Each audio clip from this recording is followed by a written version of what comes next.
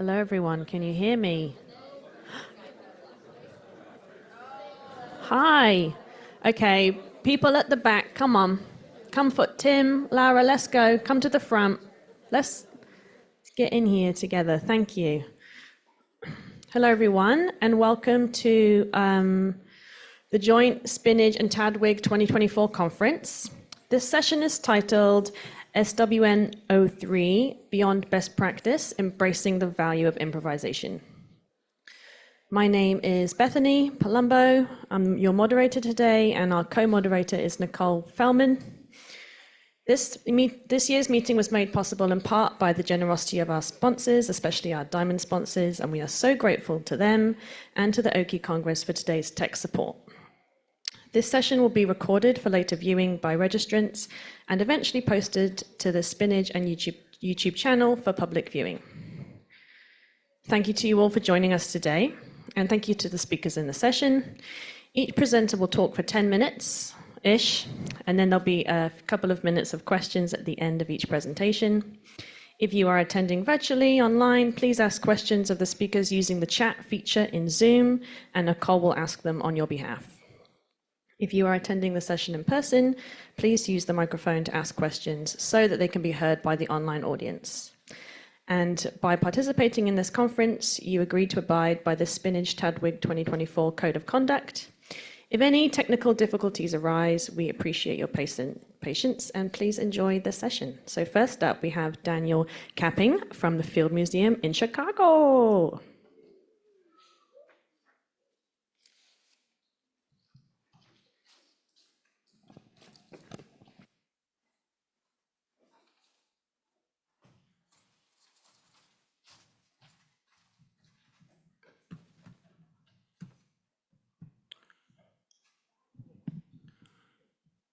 Thank you so much. Thanks for joining me today. Today I'll be talking about the state of the celluloid models in the Field Museum collection, what we've been doing to prolong their display, and replication methods we are exploring to eventually replace conventional repairs. I gave a talk a few years ago focusing on our initial repairs, so the first half may be familiar to some of you.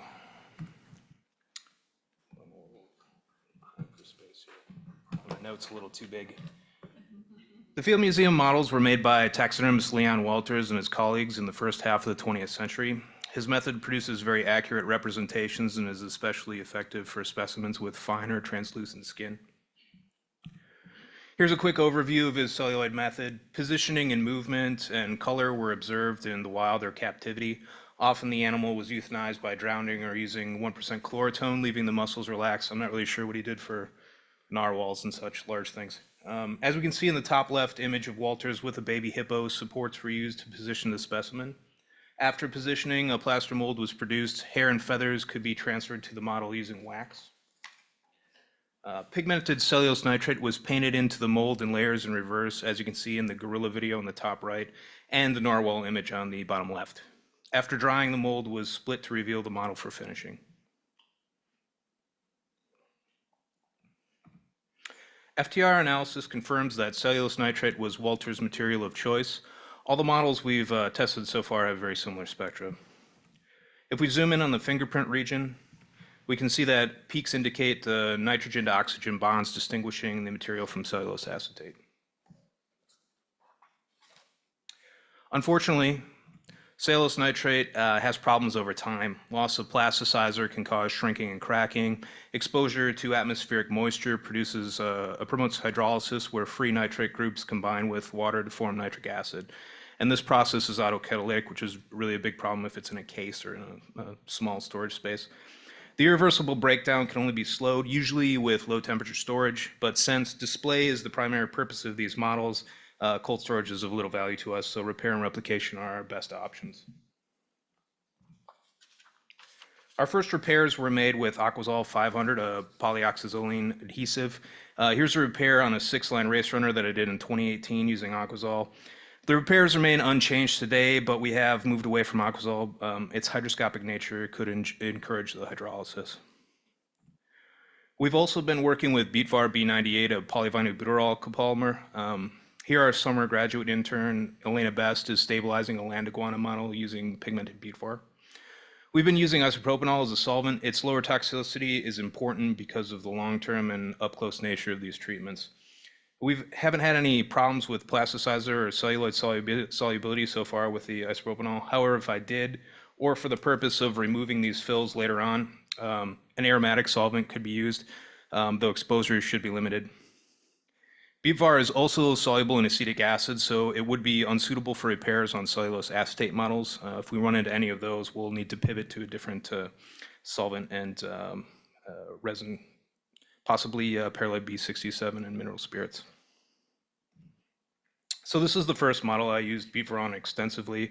It's an orangutan model that's been handled a number of times in public events over the years, and it has corresponding damage along the edges.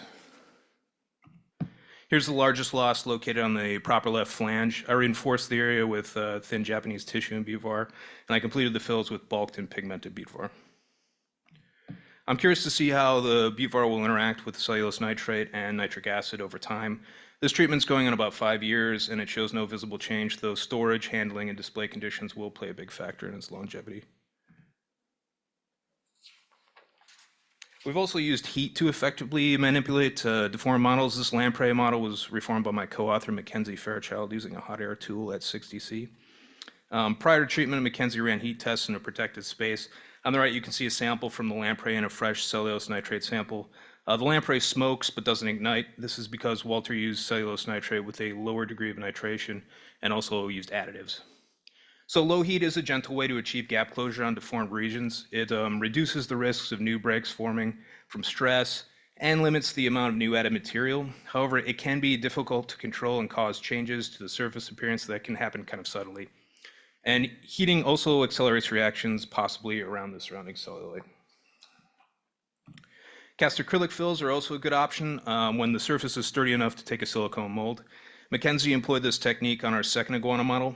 She used mold impressions to make tissue-back fills using golden acrylic mediums and paints. These fills offer a higher degree of reversibility. They could also have a more realistic appearance as scale patterns are pretty difficult to model by hand. Larger structural damages required less reversible methods. Here's an American alligator model with major issues. The shrunken underlying layer has created large voids and a network of cracks over the entire surface. And the cracks are well hidden by the texture of the skin. Hopefully they'll hide my repairs as well.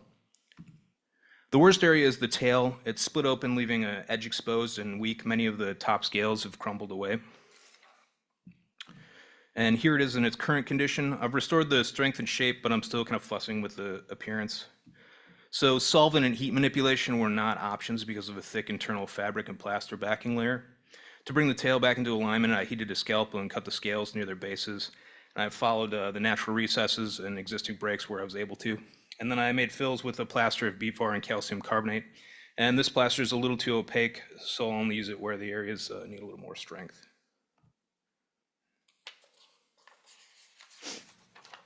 With this last example, an Eastern coach whip model, we can discuss our replication attempts. As you can see, the before and after show typical damage and repair with bulked and pigmented Bevar. It's got a lot of cracks, basically. I'm happy enough with the results, but the repairs took an awful long time, something like 8 months, just doing it on the side. Likewise, the life of the repairs in the original model substrate is still limited. Here's a little closer look at the repairs.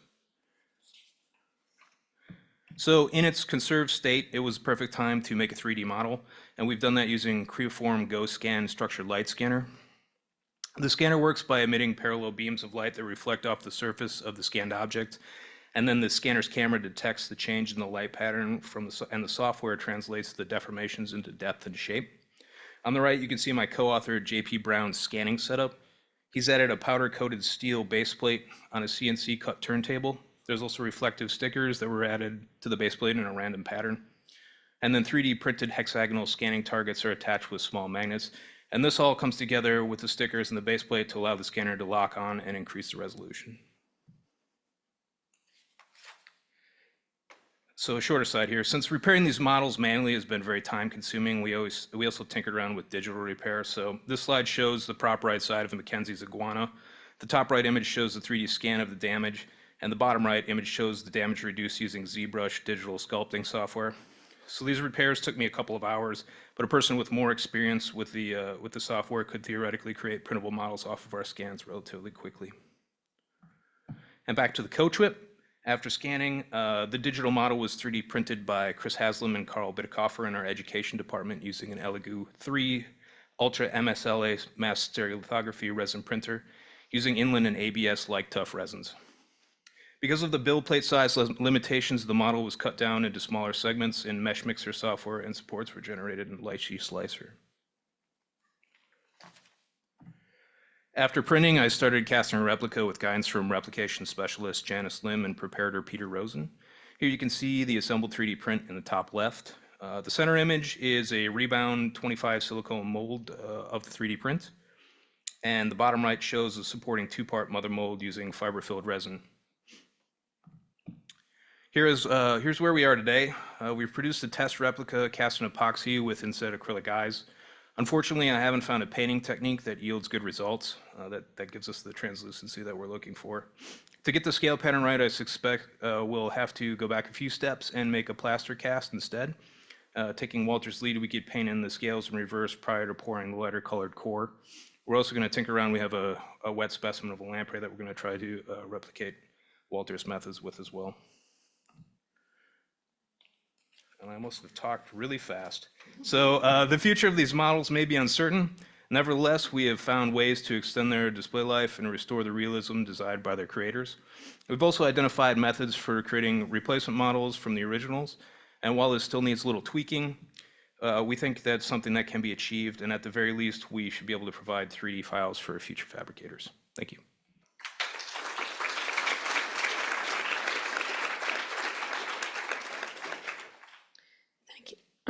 Thank you, Daniel. Are there any questions from the audience? If so, walk up to a microphone. All right, you're off the hook for now. All right. Thank you.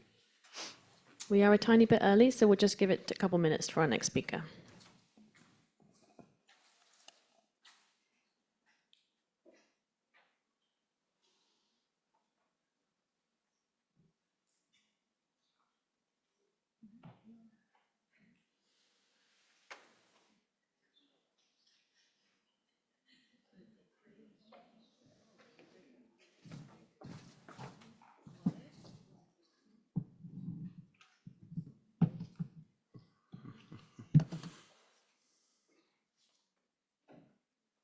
Hi again, for some of you. And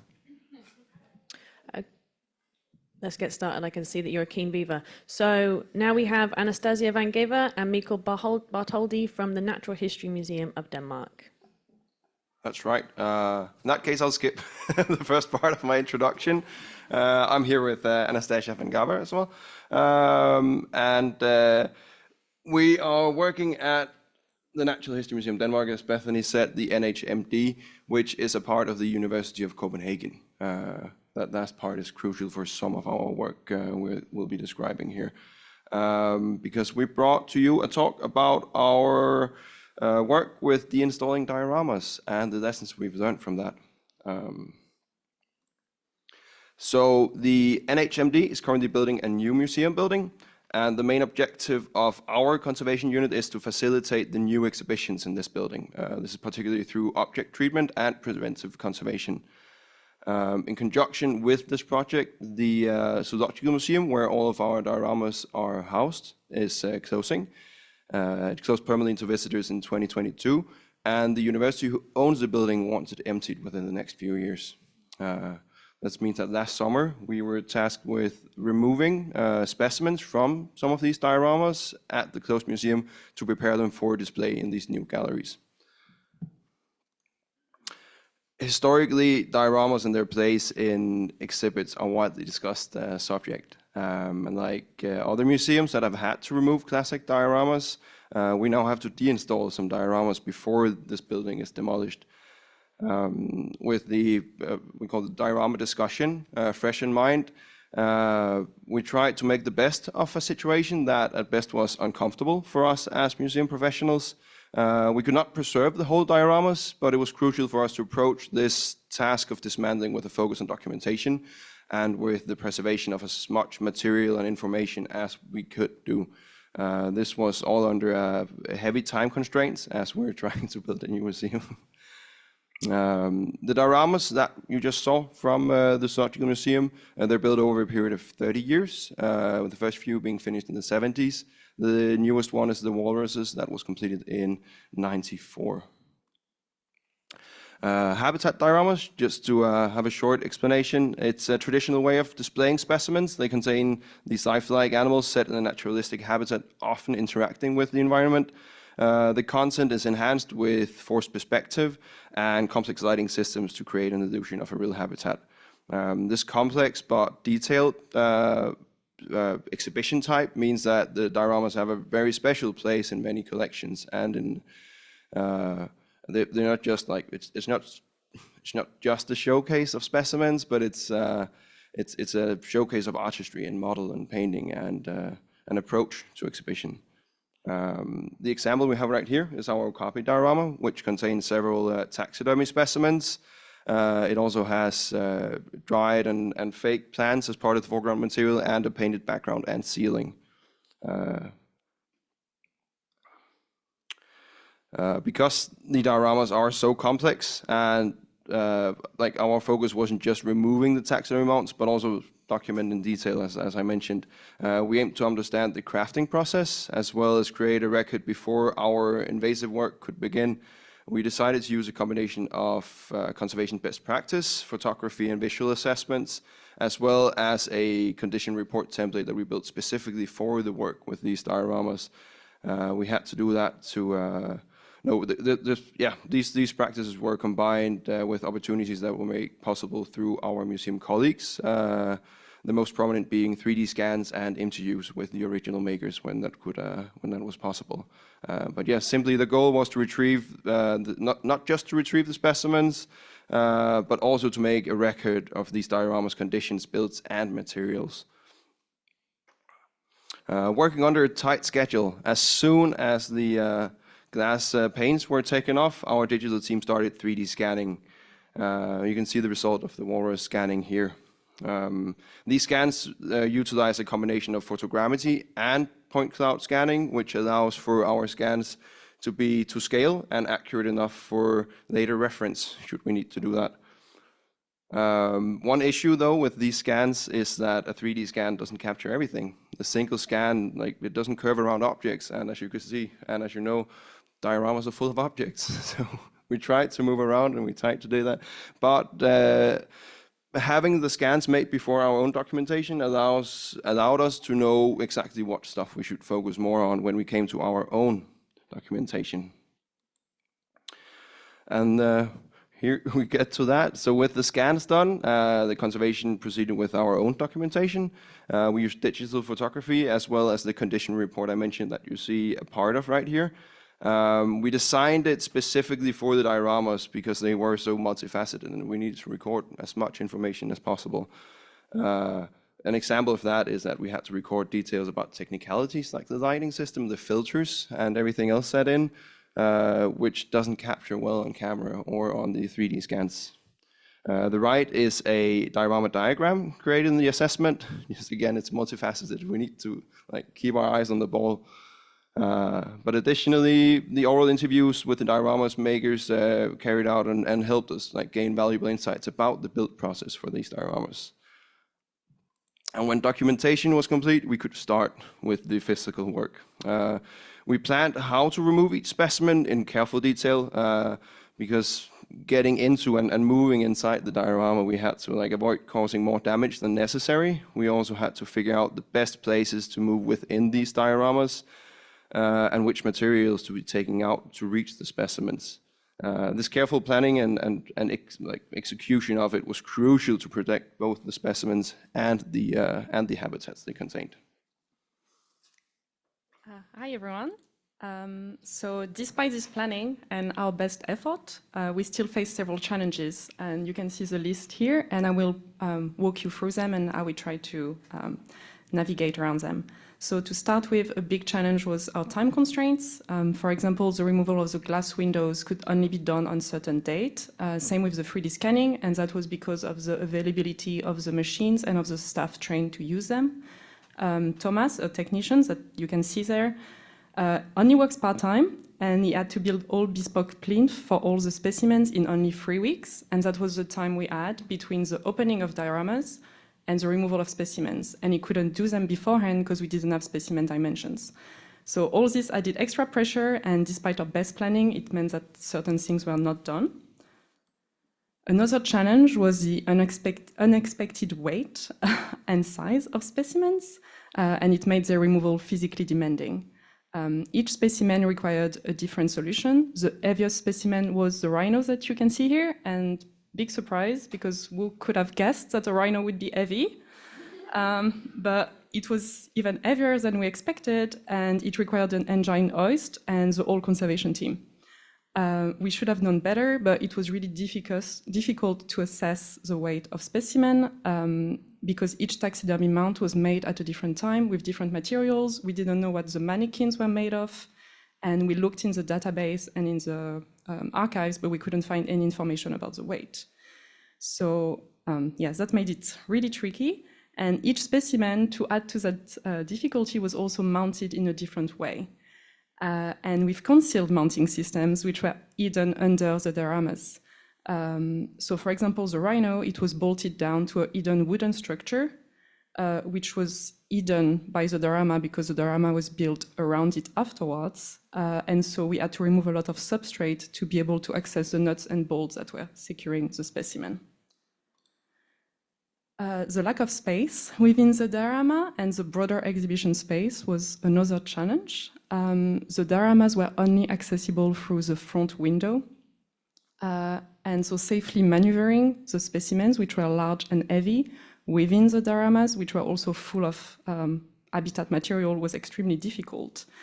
The orangutans were particularly difficult to deinstall because the mount needed to be moved with its habitat tree that you can see there. And we planned the removal of specimens, but underestimated just how cumbersome the specimens would be and how small the space would be to navigate with the whole conservation team in the space. It's not that big. Additionally, one of the main challenges with this project and with the new museum building in general is that plans are constantly evolving. And I think a lot of us who have worked on similar projects can understand this. Plans change constantly, the information is not always clear. Sometimes you also get told something and it's not final. So in the case of the orangutans, we didn't know exactly how much of the orangutan diorama we needed. We were told we wanted the mount with its habitat tree, but we didn't know the size of the habitat tree. We didn't know if it needed to come with the durian fruits or not. We didn't know if we needed extra branches and leaves and habitat material.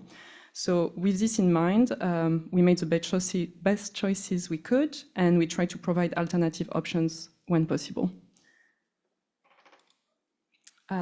Another challenge was unexpected conservation issues, because once we were close to specimen, we realized they were all in much worse conditions than we expected. And that's because within the dioramas, with very low lighting, the specimens appeared to be in great condition, and once we took them out, they weren't. So that meant two things. That first, taking them out was much riskier because the specimens were actually not that stable. And second, that the conservation treatment would be much longer than planned. And you can see here an example of the okapi before and after treatment, and our colleague Nicola Harrison will talk about it later today if you want to listen to her talk. So reflecting on all this, those challenges really tested our team's communication, adaptability, and problem-solving skills. By collaborating with the digital, through these experiences, we learned valuable lessons, and we have developed a clearer understanding of diorama deinstallation.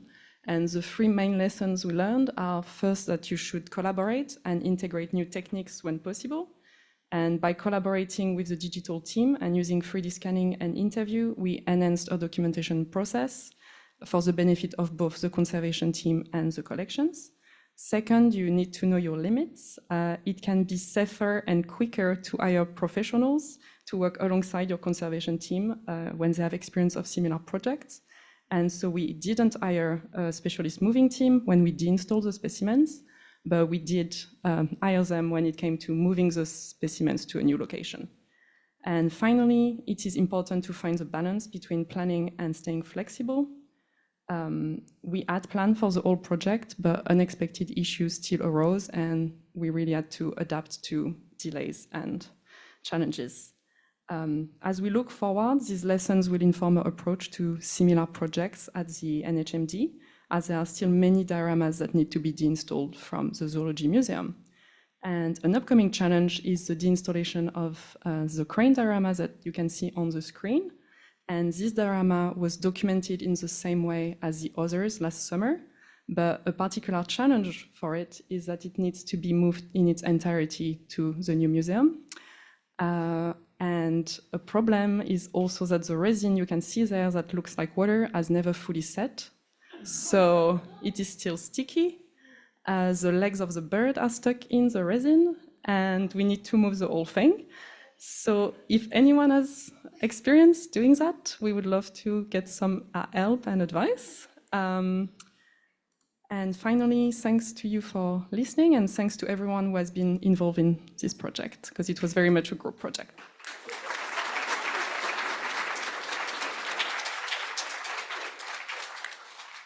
Thank you very much. Are there any questions from the audience? Mariana, go ahead.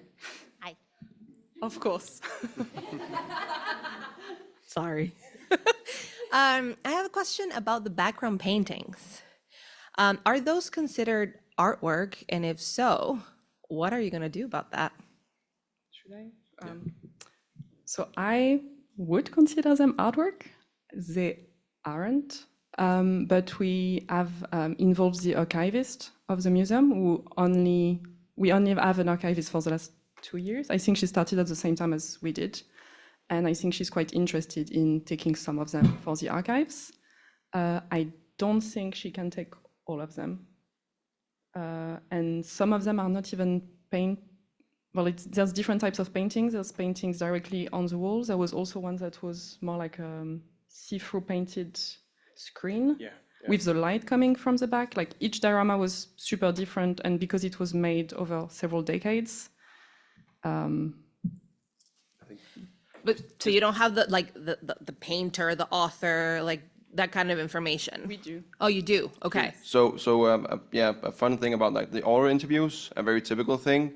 The painter doesn't consider it art because he was there as a what do you call it? He called him himself like he was a young troubled boy, and he just came there and then he started painting the backgrounds for some amazing dioramas. And he's an expensive artist now, and he thinks they're terrible. He thinks it's horrible, but that might also in the end make them more valuable. But yes, as Anastasia said, some of them are painted on wooden backgrounds, some are see-through photostats. And many of the ones you've seen here, the walrus, is on a, it's not plaster, what do you call it, concrete, like curved concrete background. So can we pull it off, or will we have to like take samples and whatnot? There's so much to get at there. Some of the backgrounds are not painted by this artist nowadays, but painted by the personnel that were there. So Marion Post, one of the conservators, she just up and painted a couple of backgrounds in a few days. Like, yeah. Thank you. I have a question, which is just, I love the fact that you interviewed the diorama makers, and could you share with us a bit more of the insight that they provided and what that process looked like when you interviewed them? I couldn't remember much. so we really wanted to do the interview. We walked around everything, and obviously as the talk goes, more and more details come forth. We really wanted more insight into like specific materials and methods, like how did you place in this, because our archivals were not sufficient enough for our installation. It doesn't cover everything, but it's kind of indicative of how they built it, which was very these people were extremely skilled and artisans in that, but to them they just haphazardly threw it together, which was very interesting to hear about. So it was a bit lacking. We had some funny questions about the fading of some of the backgrounds, the photo states we had some musk oxen that had a nice yellow color, and we were talking about, is this natural is it the glue coming through? I thought it was like meant to be, and he came and said, yeah, as soon as we did that, this just started fading and the glue bled through, and we tried to hide it with the lighting. So we got a lot of nice anecdotes. There's a lot of mess around the walrus males who are pissing and shitting and fighting on the ice. And that was a happy accident. That was a reaction with the epoxy that stained it. And it looked so natural that they kept it. So those kinds of insights were fun and valuable to get. But it was more a trip down memory lane and filling out some smaller holes than we had hoped for. Yeah. Great, thank you. Just to add, like, we did get some facts as well about the exact makers and more precise dates and things like that. But yeah, it was more fun facts. It was really good. It was really good for our reports that we could say who made what, because we knew who worked when, but we had no idea that it was Marion making this diorama and John who taxidermized this and this. Yeah. Great, thank you so much. And now we'll have our next speaker.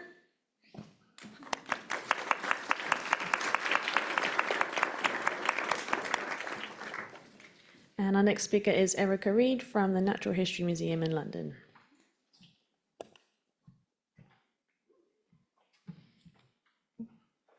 Hello, yeah, oh, is that working? I am Erica and I work in the Conservation Department at the Natural History Museum in London, and I'm going to be talking about conserving a lichen-covered signpost that we collected earlier this year. The Natural History Museum in London is currently building a semi-permanent exhibition highlighting human impact on our planet, fixing our broken planet. Stories in the exhibition include current research being carried out to mitigate various issues. One such story showcases a weathered veteran signpost covered in various lichen species, the signpost you can see here. It was identified by curator Gauthami Wirakun, and it was standing on a remote spot in Exmoor National Park, southwest England. As soon as the post had been identified, the museum was keen that we act quickly to secure the specimen for the exhibition. Why did we need to act so quickly? On the left here, you can see the first post identified as a good example. It was removed from the moor and stored, but delays in collecting the post meant that the lichens degraded significantly. Some had died, some became detached from the wood, some had lost their colour, and they'd become mouldy. The second post on the right was a great example of large Usnea species, which are the lichen that indicate low pollution environments. But shockingly, it was stolen. It just disappeared from the moor one night before we could collect it. So we had to act quickly. As soon as the paperwork was complete, myself and fellow conservators, Ariana and Armando, booked out the museum pickup truck and headed off to meet the park ranger, Charlotte Ray, on Exmoor. Despite being in a remote location, the post was located next to a road. So with the guidance of the park ranger, we were able to get the van very close to the post. However, the weather was awful. It was really cold, there were strong winds, torrential rain, so it was tough. Luckily, we had prepared for this. So top left, you can see my little mini mock-up that I used for planning the collection. Top right, you can see pre-cut layers of packing. A sheet of honeycomb metal sheet was pre-cut to snugly fit around the wheel arches of the van, onto which a sheet of plastozote was adhered with hot glue. Bottom left, you can see that when we arrived on site, we drew around the post onto 30mm plas, noting the areas that had lichen on the downward facing side. These areas were cut out of the plastozote so that any remaining plastozote would support the wood of the post without touching any lichen. And bottom right, you can see the post was then laid flat into the back of the van, and additional layers of plastozote were used to support and secure the areas of wood not covered with lichen to prevent the post from shifting in transit. All these pieces of plastozote were held in place using long screws that went through all the layers of plastozote into the board below. You can see me using the electric screwdriver there to secure the supports. The packing method worked perfectly, and despite being driven back over 200 miles across bumpy, flooded roads, not a single lichen detached from the post all the way back to the museum. Once back at the museum, we put the post through our quarantine procedure to ensure that no pests were brought into the museum, making use of my Christmas tree stand. We stood the post up so that it could dry out evenly before wrapping and freezing for 72 hours. Lichens are extremely resilient and they can survive drought and freezing temperatures. So once the post had been thawed, a light spray of water brought back the intense colours of the still alive wet lichen. And this is how we ideally wanted to present the post visually for the exhibition. Lichen within the collections are typically dried, kept in boxes or secured to sheets of paper. This way the collections can be studied without any adhesives or other media interfering with analysis. This object, however, will never be used for lichen research. This post and its lichen were collected with a specific role in mind, to be a visually impactful and engaging display that shows visitors what lichen look like in their natural habitat.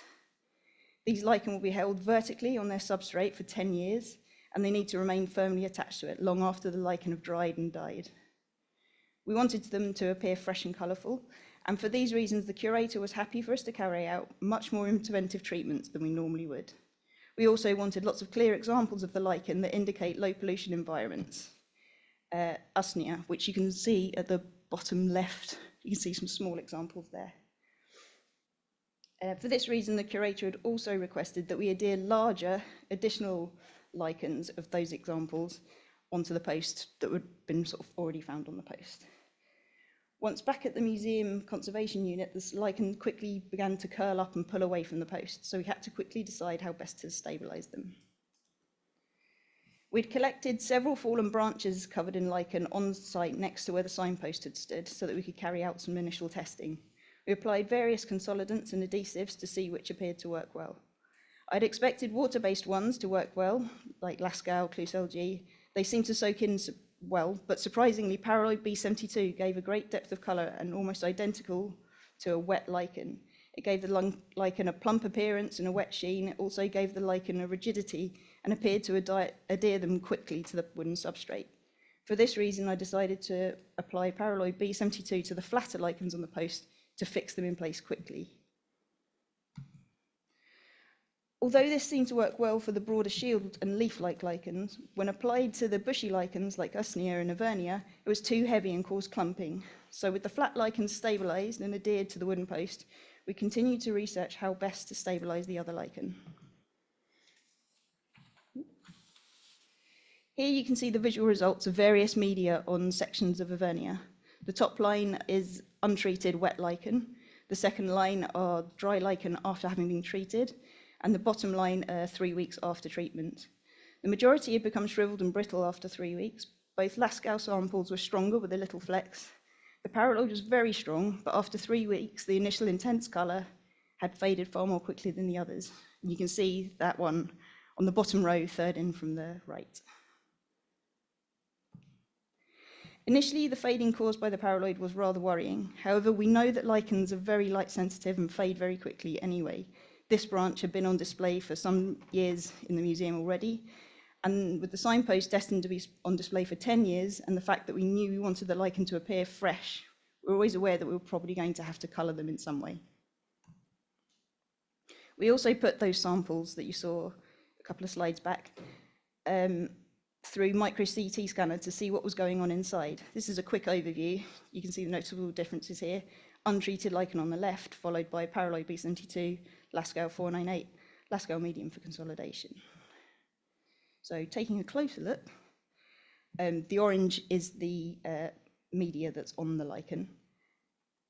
You can see that the Paraloid has a thick external layer of clear resin, and you can also see trapped air bubbles in here too. There's not much inside. And the Lascaux 498 mostly sat on the surface, but traces were found internally. Cluselg was similar with a little more penetration. However, the Lascaux medium penetrated well into the body of the lichen and didn't sit on the surface or cause the clumping issue. So based on these tests, we decided to proceed using Lascaux medium for consolidation for the additional lichen. This is a quick comparison to the hydrated lichen on Avernia and Ramalina lichens. So visually, the Lascaux medium gave them a more saturated appearance, resembling the wet lichen. It wasn't perfect, but it was better than leaving it dry. The Lascaux also strengthened the lichen physically, leaving it much less brittle. It was light in consistency, so we were also able to spray the lichen evenly. Guided by the curator, new positions for the additional lichens, Usnea, Avernia, and Ramalina, were then found on the post. And then Lascaux medium for consolidation was then applied to these lichen using a fine spray bottle. These were then left to dry on silicone-covered supports, mimicking the space that they'd occupy on the post. And once dry, a fine mist of core watercolour was applied, with the excess being removed with a dry paintbrush. These lichen were then adhered in place with a small amount of paraloid B72. The rest of the lichen on the post were then painted to match the colour they were when they were collected with the core watercolours. The colours used had passed Oddy testing for temporary use only. However, as this is a mixed media object, it will be alone in a case and it will never be used for research. The use was justified. And here you can see the recolouring so far. Left is the original, centre is dried after consolidating, and right is how it currently is, having had the watercolour added. And finally, there's the finished, not quite, lichen signpost, which will appear in the exhibition, and the curator's really happy with the look of the specimen. So what would I do differently and what's coming next? I'd like to carry out a bit more research into whether Lascaux medium or any other adhesives that I didn't have to hand immediately would have worked better for those leaf-like lichens. And also, we're going to be adding more larger usnea to the post once they've been collected.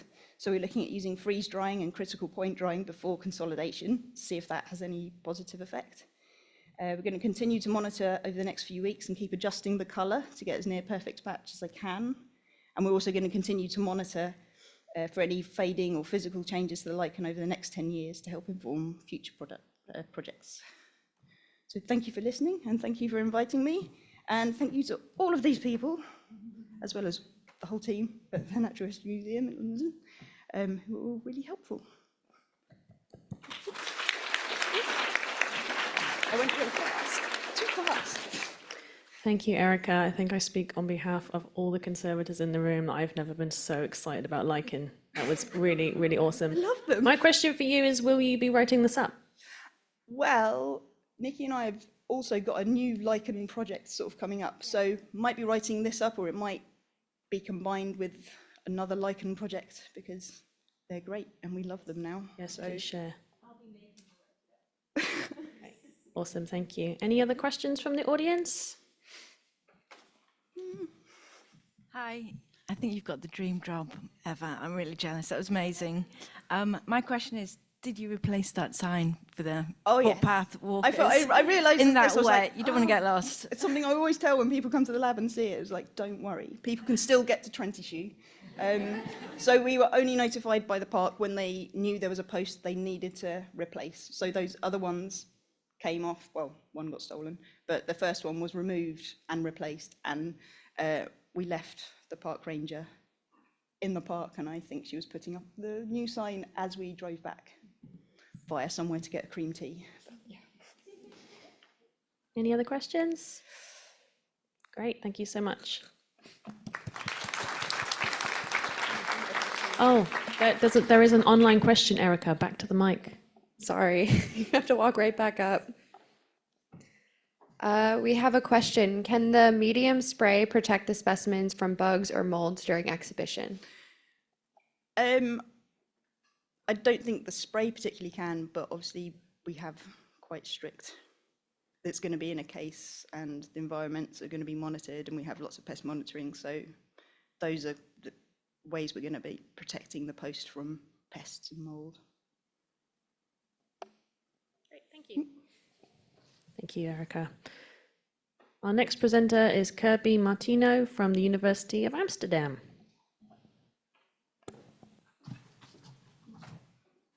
Okay. Hi, everyone. I'm not actually a natural history conservator. My name is Kirby Martino, and I've been trained primarily in the conservation of wood and furniture.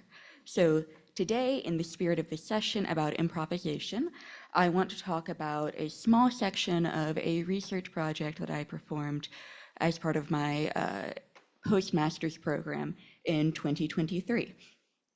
Here I investigated suitable structural support for 2 wax-injected anatomical preparations. I'd like to highlight the advantages and the disadvantages of approaching work as someone trained primarily in the conservation of wooden furniture. Is it this? Yeah. Great. So I'll briefly, in 10 minutes, talk about the objects themselves, my research, and how I approached it, and then finally, the next steps I would like to take. So the objects discussed, and you can see them on display in the museum, consist of 2 wax-injected hearts belonging to the Museum Vrolijk, prepared by the early 19th century anatomist William Vrolijk in the early 1800s. The hearts, both from a camel on the left and a moose on the right, are filled with red and blue wax in order to differentiate the chambers. They've been dried, then varnished, and they are displayed upon a painted wood board with handwritten labels identifying them both. To the far right is a photo I took during an attempt at a historical reconstruction to better understand how exactly one can inject an organ with wax, and it's very difficult. I'm a better conservator than I am an anatomist, I think. So, as you saw in the previous slide, these hearts are displayed in a case without climate control and are thus subject to fluctuating temperature and humidity. This is evident both in the darkening of the varnish as well as the cracking and crazing. It flakes off when you touch these objects to move. There's also significant sections of organ skin missing from prior pest infestations, although it is currently not infested. But most importantly, for my talk and for my research, I was really interested in these detached organs that you can see on the bottom right. So this is the research question that I was working with for my project, but also in my article. And all this essentially to say, how do you reattach an artery to a heart? Arteries are tubes. They're irregularly shaped, and these, because of their age and their materials, are extremely fragile. So whatever solutions I came up with had to take those both into account. So as a wooden conservator furniture, my first thought was clamps. You've heard when you have a hammer, everything looks like a nail. When you're a wooden furniture conservator, everything could use a clamp. So these are past examples of work adhering walnut to a broken chair leg, adhering strip lining to gilt leather upholstery, and adhering veneer to a panel for a personal project. And what these images all have in common is that I'm exerting a fair amount of pressure onto the object, and I'm also flattening it. And neither of these things are appropriate for something as fragile and irregularly shaped as the Vrolijk hearts. So what to do? I started to look really closely at these objects, specifically the broken edges of the artery, and I noticed 2 things. In one, you could actually access the very thick width of the organ material, as you can see on the bottom. Yeah. And then in some areas, there's actually a sizable gap in between the wood and the organ material, owing to an uneven rate of shrinkage, I think, during both the making process and aging, where you can insert a slip of Japanese tissue paper if you so wanted to, which I did. So I started to work through my ideas by drawing diagrams, and in these diagrams, the red represents the wax, the yellow represents the organ. This is a head-on view. And this was kind of my first thought. The most obvious solution might be to take some Japanese tissue, basically slap a bandage on it. But I was unsatisfied with this for 2 reasons. I don't think that this would be visually congruent, but also, as I mentioned, the varnish layer is very degraded. It's flaking off, and I think a good candidate for further conservation. So I'm hesitant to do anything that would adhere to this unstable varnish layer, but also would have to be removed for any further treatment. But thinking back to that gap in between the wax and the organ material, would it maybe be possible to insert a patch or a fill, a repair, into that gap? Maybe. But in order to do that, I would need the right substrate and the right adhesive. And this is where I think it's particularly obvious that I was trained in wooden furniture rather than natural history or book and paper. After a pretty extensive literature review, I started testing every adhesive I could find in the wooden furniture studio, and then I also bothered the other specializations for their glues as well. And this is only a small fraction of the substrates and adhesives I tested. And in the end, I really liked the working properties of 1-to-1 Klucel G, 10% Klucel G and Evicon R, potentially because it was very reminiscent of hide glue, which is a wooden furniture standard, but unfortunately not suitable for natural history objects. This adhesive, when mixed, it's thick, it's grabby and sticky. Nothing will slide, but it has a long enough open time that you can put something in place and then adjust it to where you want it. I particularly liked this one combined with 19-gram and 32-gram Japanese tissue paper. I coated the paper, let it dry, and then I had this bespoke tape. And I came up with 3 distinct methods of how I might bridge the gap, so to speak. So I made 3D models. I used more clamps to hold these 3D representations of the organ material. The wood a stand-in for the wax, the parchment a stand-in for the organ material itself. And then I wanted to see this idea of inserting that fill works on paper. It worked when I conceived of it in a frenzy trying to figure out what I might do. But would it work 3-dimensionally in real life, or as real as you can get with this facsimile? I think so, actually. So I came up with first the tube join method. It was my first idea of, can you insert something in between that wax and that organ material? So this is a slip of 19-gram Japanese tissue paper coated in the mixed adhesive, allowed to dry, and then a glue line is applied on the inside of the organ material. And this is very important because applying the glue line to the inside of the organ material works. Applying glue to the Japanese tissue paper makes it soggy, it doesn't hold its shape. But when you take your coated Japanese tissue paper, roll it, and insert it into a tube, it naturally expands to fill the space. It exerts pressure onto the applied glue and in a way acts as its own clamp. You don't need to use any external apparatus. You're not flattening, you're not squeezing, and you're not applying too much pressure. And so then from there, rinse and repeat, do the same on the other side. And from there, you have a well-adhered solid connection in between 2 pieces of organ material. So now you're no longer at risk of disassociation, and you've provided some visual unity. Equally creatively named, I had a lot going on at this point trying to get through this research, is the bridge join method. This one is the same principle, but rather than adhering a tube to the entire circumference of the organ material, it relies on just a small strip to make that join, still preventing disassociation, but minimally invasive. And then for visual unity, another tube. This is a tube-based solution. And then finally, the edge join method, still using the same adhesive, still using the same Japanese tissue.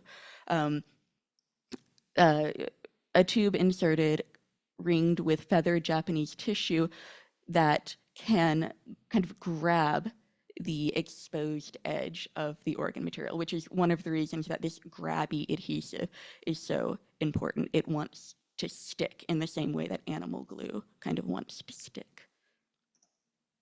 And so even though I'm done with this research project of 3 months and I'm done with my postgraduate studies, I'm hopefully not done with these objects. I think they're fascinating. And even though they were common enough to warrant handbooks, they're kind of hard to find in collections now. So I'm interested in further diagnostic testing of the wax and organ material. I was limited in what testing I could conduct. I am interested in the aging and degradation testing of the adhesive solutions. People I've talked to have different opinions on what happens when you mix Klucel G and a proprietary glue like Lasco. And I'm also finally interested in everyone's favorite part, actually applying my solutions to the objects and seeing if it works for a 3rd time. So I have to thank so many people, but not least of all, you here listening to me today, to the conference, and to the moderators. Thank you so much for having me, and I look forward to answering any questions.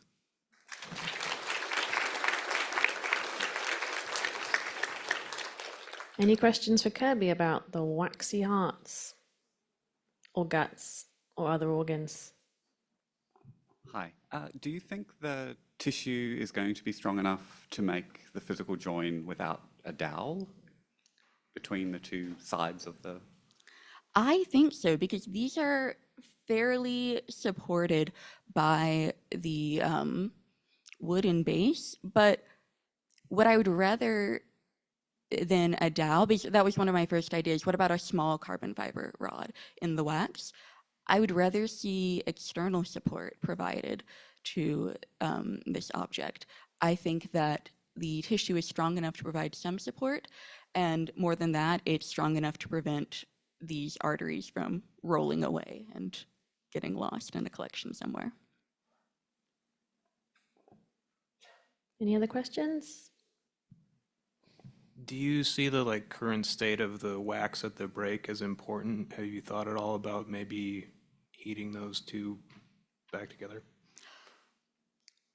I'm hesitant to do much to the wax because I think that heating it back together in the long term could work, but the wax is actually really fragile and crumbly. It's not nearly as solid as you might hope it would be.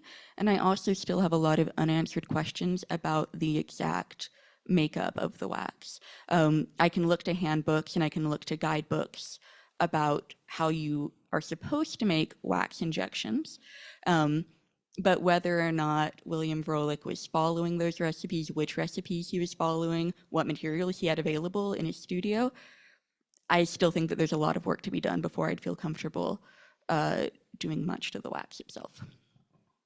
Thank you, Kirby. Round of applause. Thank you.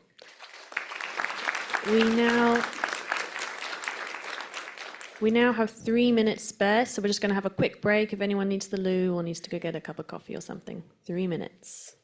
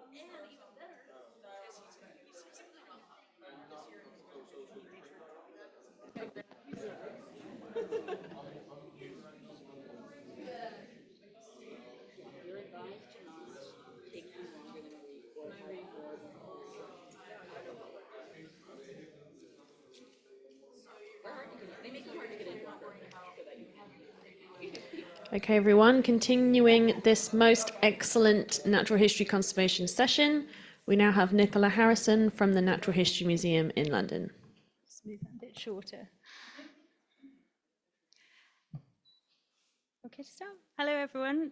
Thank you for having me today. As Bethany said, my name's Nicola Harrison. I'm a conservator at the Natural History Museum, and I'm talking today about a treatment project I completed, so turning a mistake into an opportunity, the conservation of a barn swallow nest for exhibition. So this treatment was completed as part of a temporary exhibition project. This exhibition, Birds, Brilliant and Bizarre, opened to the public in May 2024 and will remain open until January 2025. So there is still time to visit if you fancy popping to London. Exhibitions provide great opportunities to improve the condition of specimens. When a specimen is selected for display, it becomes a priority. I'm sure everyone here is familiar with having to balance shifting priorities, and often it is not until a specimen is selected for display that we're able to complete certain remedial treatments. Despite this, we didn't foresee needing any treatments for birds' nests during exhibition preparation. Our planned approach was to complete condition assessments and documentation with no remedial treatments expected. We did hope to improve the condition documentation of the nest selected for display, for example, using a grid system to document this rook's nest pictured to better assess any movement during transport and during display. However, an unforeseen accident led to an even bigger opportunity. Now, while many people might recognise the iconic Natural History Museum building in central London, not all of our collections are stored or displayed there. In the countryside north of London is the Natural History Museum at Tring, where the vast majority of our ornithology collection is stored and many wonderful items from our collection are displayed. The NHM at Tring began as a personal collection of Walter Rothschild and was opened to the public in 1892. The collections and public museum were then gifted to the Natural History Museum in 1937. Many of the specimens chosen for display in Birds, Brilliant and Bizarre came from the displays and collections held at Tring. The NHM at Tring does not have a dedicated conservation space, and no conservation team members are based at this museum. With no available space for the specimens to be treated, all the specimens needed to be packed and transported to the main South Kensington site to our Conservation Centre studio. It was during the packing of specimens that an accident occurred, leading to the physical damage of a barn swallow nest. The specimen was being packed by in-house staff while it was dropped. While I have already said that exhibitions create opportunities for conservation, they also increase the risk to specimens. Handling, transporting, conservation treatment itself all increase the risk of physical damage. The damage was instantly visible: physical damage to the structure, areas of loss, and detached fragments. The fall had also caused new movement through the structure, and the accident was immediately reported and images taken. And this image is actually taken from our EMU database, so it also went on there as well, which is fantastic. Now, while everything in our collection is valued and important, this barn swallow nest has an unusually detailed accession history and socio-historical importance. This nest forms part of a small collection of barn swallow nests by the noted ornithologist John Gould, collected by his son Franklin on the 25th of May, 1861. This collection of nests is very popular for display and research. Other examples from the collection have been loaned to other institutions and displayed at the NHM previously. And we were actually lucky enough that our photo unit took this lovely image pre-fall for a publication.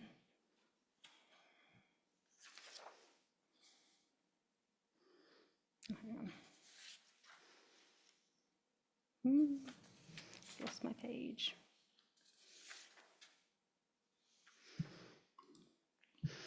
It was because of the historical importance and the popularity of this collection of barn swallow nests that the damage was reassessed as an opportunity. Another specimen from the collection had been damaged while on loan, and instead of slowly moving through the collection and potentially damaging more, it was decided to undertake remedial treatment to conserve this specimen and make it the display option. This decision was reached in collaboration with the curator, who first saw the opportunity created by this accident. Our typical approach at the NHM is to rely on preventive conservation methods to protect and preserve our nest collections. This accident provided the opportunity to research remedial treatment options, modern and historic, for mud-based birds' nests, to reassess our approach at the NHM, and to collaborate with different colleagues.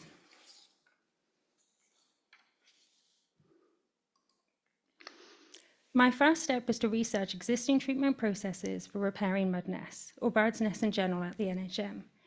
This included discussing treatment options with my conservation and curatorial colleagues. We have a great team at the museum, and it can never be underestimated how useful it is to just put something out on your workbench and talk to people as they pass it by. Unfortunately, as I expected based on our typical approach, no one was able to provide direct experience of completing remedial treatment on birds' nests or mud nests at the museum. After this, I then began to look outside of the museum to other procedures and practices being used elsewhere. While I did find a historical reference to plastic sprays being used on nests, I struggled to find any modern or recent examples of adhesives being used to stabilize, repair, or secure birds' nests in a museum setting. Because of this lack of information, I turned to other areas of conservation for inspiration. The construction of a barn swallow nest is that of wet mud with layers of straw-like grasses securing the mass together. Hair-like fibers and feathers are also often visible. While the specimens we work on are always treated within the context of their use in natural history research, they, like any museum object, are also the sum of their individual parts and organic materials. Looking at the nest as dry mud opened up consolidation treatments described by conservators working on art and ethnographic collections. Treatments I believe could be successfully utilized for this treatment. My research then provided some options for consideration: Lascaux, Clucel G, Primal, Paraloid B72.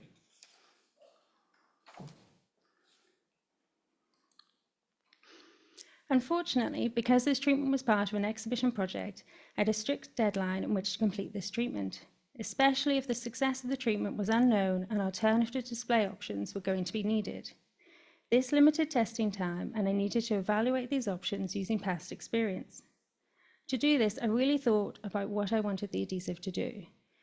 Strengthen the mud where it is friable, strengthen the bond between mud layers which have become separated, limit surface color change and surface texture change, use materials that can be distinguished from original materials in the nest, have multiple application methods, could be used in conjunction with fill materials.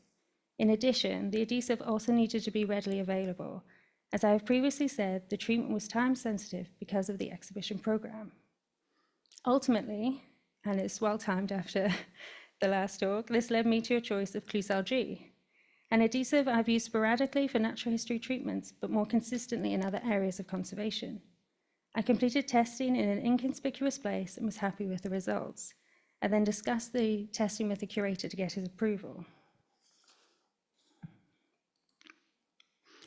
The nest was consolidated using Clucel G and isopropanol to further reduce the risk of surface color change.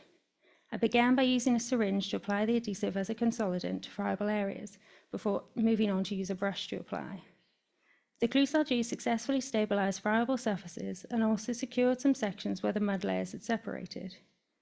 However, I realized the adhesive was not thick enough to create a join between larger gaps, and I would need to use a fill material. I chose Japanese tissue to create a fill by mixing with Clucel G to make a sort of paper pulp. Once cured, I then painted the tissue to match the mud substrate. I was also able to reattach the detached section using the Japanese tissue pulp with the Clucel G. And you can see in the image that like a larger wet section of tissue.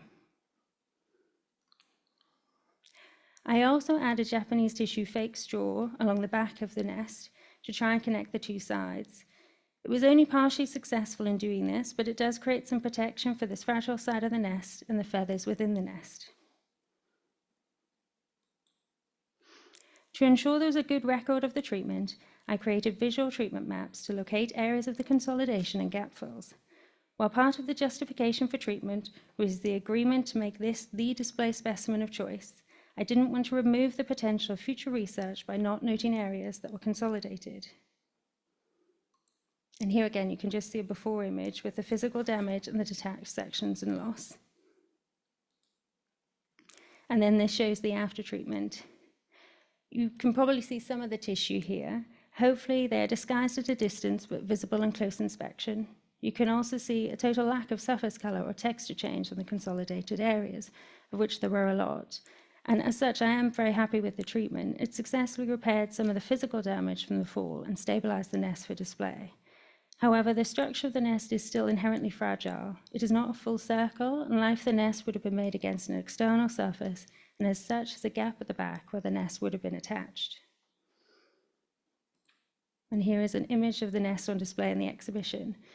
Because of that inherent fragility, I was also able to collaborate with members of our mount making team to design a bespoke mount to support the nest on display and in long-term storage.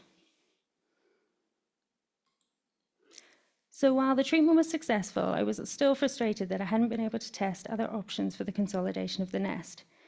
After the exhibition was installed and with some more time available, I was able to go back and use the few unreattachable fragments to conduct some testing, bench testing, with other adhesives I considered for treatment. It hadn't been clear before the treatment had been fully completed how many fragments would remain unattached and could therefore be tested on. The curator was also happy for me to do this, and so I tested the following: Clusalg in isopropanol, Clusalg in ethanol, Lascar medium from consolidation, and Paralo B72. Unfortunately, the images on the screen do not fully show the appearance in person, but the adhesives performed as I expected, which was gratifying, but I would like to test more adhesives, and I hope to work with the curator to find more appropriate testing materials from the collections.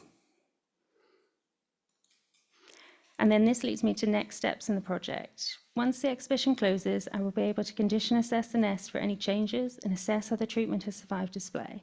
I will then be able to work with the mount making team to further adapt the current mount for long-term storage. I also hope to continue researching the conservation of nests, and I'm hopeful that presenting here today will open up more conversation around the treatment of nests and the options available to us as conservators working to preserve nest collections. And then I just want to say many thanks for everyone here for listening to me today. And I also want to thank Douglas Russell, Senior Curator for Birds, Eggs and Nests, for his support and guidance on this project, as well as my conservation and mount making colleagues and the NHM science team for supporting my attendance at the conference. Thank you very much.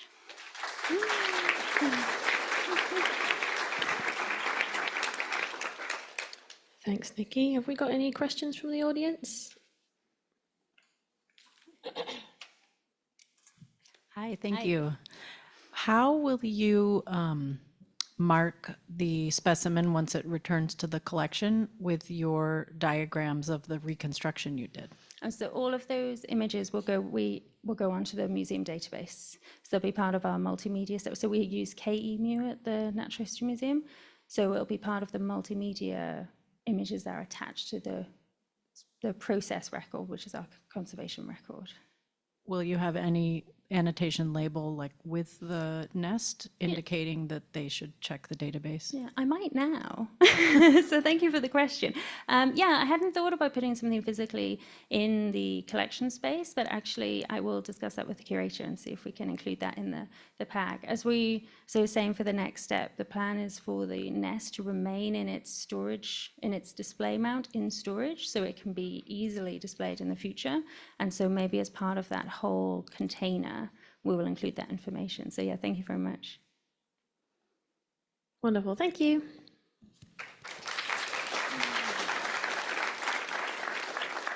Okay, our next speaker today is Mariana Di Giacomo from the Yale Peabody Museum.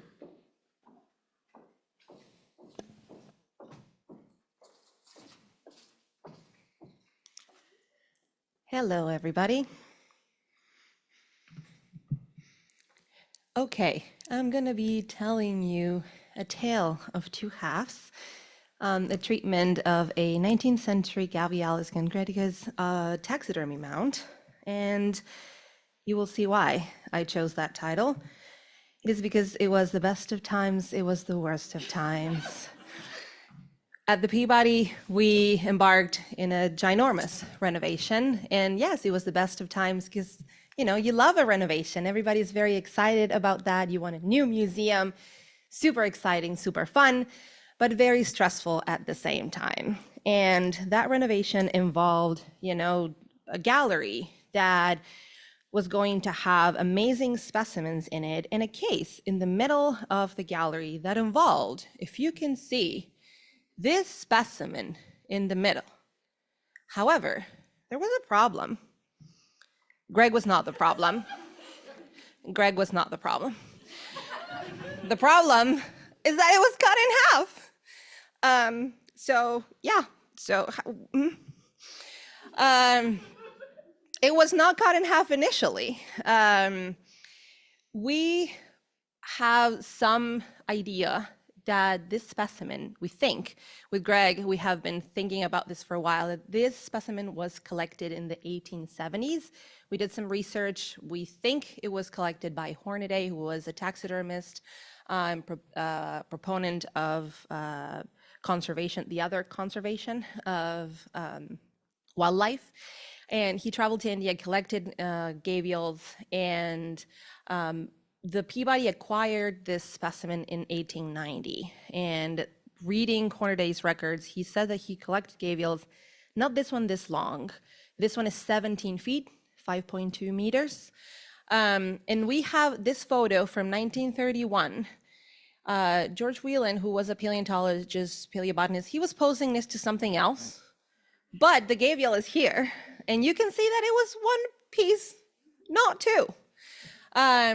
The problem is that at some point, someone decided to take it off exhibit. And I don't know if the doors had changed, something changed, or nothing changed. And still people decided that it was awkward to move.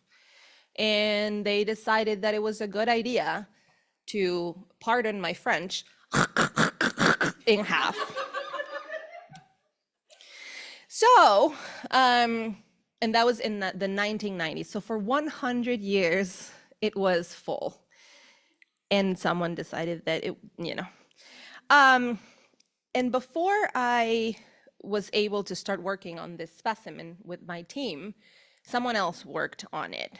And unfortunately, between the 1990s and the 2010s, late 2010s, some ugly things happened. It lost some toes, it had some cracks, it lost some teeth, some things happened. And in the late 2010s and 2020 during COVID, so I was not able to, supervise any work, a preparator did some work on it that I was not able to supervise. I was not able to check on this work. And this person did work to the face, to teeth, toes, etc. So there was some reconstruction done, some attempt to put it back together with some screws. There was some removal of filling, some windows cut on it, some more cuts, some dowel situations, efforts done, some cuts to the original scales, some choices. So I decided to come in at one point and say, I'm taking over. And the work was going to be done in a shared conservation lab where other colleagues from other units were going to be. So I said, the first thing I'm going to do is some X-ray fluorescence. I need to know what is in this specimen because I'm going to be sharing the space with other colleagues. And huzzah, arsenic and lead, because taxidermy, duh. And so we decided to have a cleaning protocol that allowed us to be very cognizant of these materials that we were using, every cotton swab, every glove, everything that touched this specimen and many other specimens that we worked on were going to be thrown out in specific containers so that they would not contaminate the trash. Everything had a separate location. Everything was cleaned specifically, and any blades or anything that was cleaned, and everything went into that container. We worked with environmental health and safety to do that. And luckily, once the container was full, environmental health and safety tested our trash to make sure it was or was not hazardous. And luckily, we came between 5 to 10 times below the threshold for hazmat. So that was a good thing. But we did not know that, and we decided to be very safe at the time. But we had to move the gavial into the lab in 2 pieces, because, and decided to examine the animal. We started with some documentation, at first very rough, writing all of the problems, because they were not a few. It was 17 feet of problems. Many conservation issues, And again, many choices of fills that we did not understand. The windows that I was telling you about, these windows are access windows so that you can put it back together with screws that you need to get your hand inside the animal. And other fills, some original, plaster, some not original, with some choices that I will show you next. But we also decided to x-ray the beast because we wanted to know what was going on inside.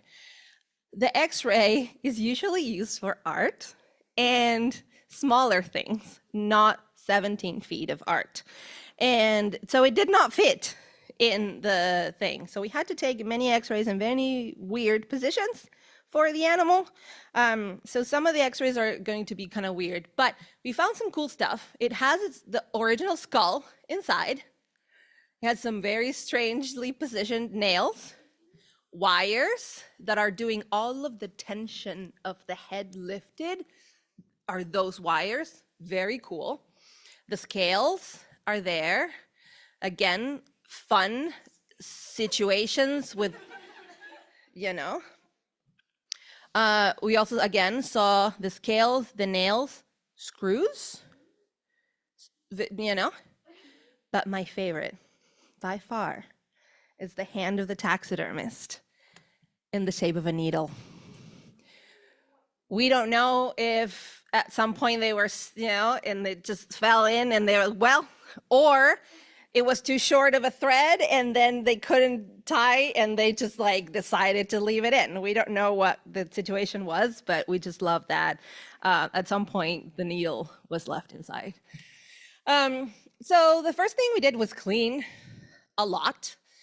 We did a few tests and then we cleaned a lot. Here, this part is clean, this part is not. It was very, very dirty. And at one point I was like, it's big. It's not that heavy, but it's very big and awkward. So thinking about, you know, ideas and different things, it's like, I need the gantry. So Nate, that's Nate. Nate, we need the gantry. And he was like, what? Yes, we need the gantry. For what? For the gavial. Huh. Yes, because we need to lift the gavial to work on the underneath. And that's what we did. We decided to lift this animal, well, both parts of the animal, one at a time, to clean and work on the underneath. And some of the things we had to work on were those things. Bondo. Bondo is what you use to repair cars. And that was what I was talking about, choices. So this is Sophie. Sophie is one of the interns that worked with me. Sophie had worked on paper conservation before. And so this is the first time working with objects. And she had the hand of a paper conservator when she started working with me. And so she started trying to clean up all this Bondo. And I'm like, Sophie, hammer and chisel. So we hammered and chiseled the Bondo off. And that's Sophie, hammer and chiseling Bondo. And look, great. We stabilized it a lot of Japanese tissue, a lot of Lasco with a lot of bulking agents. The tail work that had been done before was with Viva. It was very clear and translucent. We hated that. So we covered the tail with a lot of Japanese tissue so that we would not have that translucency anymore. And also we gave it some texture so that it would look like a scale again. We had to remake some toes because they were missing, and reconstruct some ugly situations and make them less ugly. He had a little bit of facelift at one point because, again, cracks and problems everywhere. But then he went back to the museum in 2 parts because it wouldn't fit in the truck. And then we screwed him back together using the holes and the access things and and a very, very, very long attachment for the drill. And then we put him into the case. A lot of us, including Greg, who has said he was not a problem. So we put him inside the case very slowly, very delicately. And then we had to work inside the case on the seam because we were afraid it would flex And so we had to work inside. And after all of this work, of working on the seam, and my interns were doing amazing work, because like, what seam? Huh? They did such fantastic work. And then 2 days before we reopened, someone kneed a knee to the face. So Sophie, there she is, working. The cool thing, however, is that someone at some point reconstructed the eye, gave it a different shape that Gavials don't have. So we actually saw the original eye under the new eye, which was super cool. We were able to take that photo, but then we had to put it back to the new eye because we were opening in 2 days. And they named him Gabe, and that's Gabe inside the case. So I want to thank the fantastic 3 interns that work with me, Sophie, Jasmine, and Anna Colette. I want to thank IPCH that did the x-rays, all of you guys for listening, and the organizers.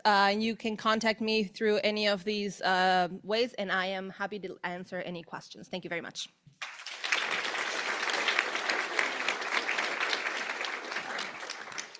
I have a question. You touched on it very briefly, but could you elaborate more on what you use to clean the specimen and what you'd recommend for cleaning taxidermied reptiles? Yes, so this one in particular, we were just using a mix of 1-to-1 deionized water and ethanol, because the dirt was a little bit sticky, but not too sticky. And so we needed something that was a little bit more than just water. And we knew that he had a little bit of varnish on him, so we didn't want to use something that was too harsh on, and also we were afraid that the previous person that had worked on him, we don't know how much he had painted. And so we didn't want to go too overboard with solvents, but we needed something a little bit stronger than water. So we ended up choosing that 1-to-1 ratio of deionized water and ethanol. Hi, what did you use to do the in-painting? We use, oh my gosh, just acrylics. Yeah. And I have another question. For those in the audience who don't know, Japanese tissue is something we just throw about because we're super familiar with it. But could you elaborate a little bit more on what that material is and what we use it for? So these papers are papers that they have different weights and different, they don't have, they don't age in a way like normal printing paper does, and they have, the way that they are designed and created, you can like break them off, but they have, again, different tension, so you can choose which tension you want, and as it was spoken about in the heart and the artery, you can choose which one you will use so that it will be as flexible or as stiff as you need it to be. So they are different kinds of paper that you will use depending on your needs. So for example, for the belly, we would use stiffer Japanese tissue because we would need a little bit more tension. But sometimes when we needed to reconstruct areas of the scales, we would use something that was a little bit softer, that would give us a little bit more give. So these papers, and we're in Japan, are made here. And they are traditionally made. They're absolutely fantastic. There's histories of hundreds of years of making these papers. And there are schools of making these papers, and the people who made them train for, many, many years to make them as well. So they are just fabulous tools that we use in conservation. Hi, I was wondering how you guys were able to fix that face damage in 2 days. I'm going to say that our director of public programming, after we finished, said that if his mom was still alive, he would introduce me to her because he was like very happy that we were able to achieve that. It was just a lot of work, essentially. It's just like inside the case the entire 2 days almost for Sophie, because we were just, the thing fell off, it cracked. So essentially what had to be done was just like put it back on and just do all that Japanese tissue, just filling a lot of that. And then in painting, a lot of that in filling and hoping that the glue would dry fast enough and hoping that the paint would dry fast enough. A lot of hoping and a lot of wishing and a lot of hoping that nobody would come with another knee. And yeah. Lovely. Thank you so much. Thank you.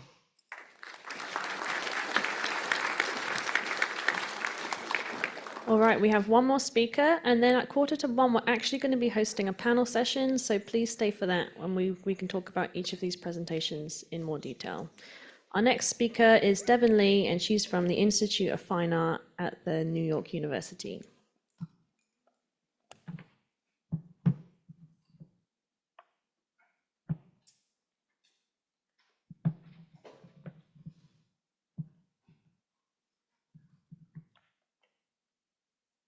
Sorry, I'm not an iPad user.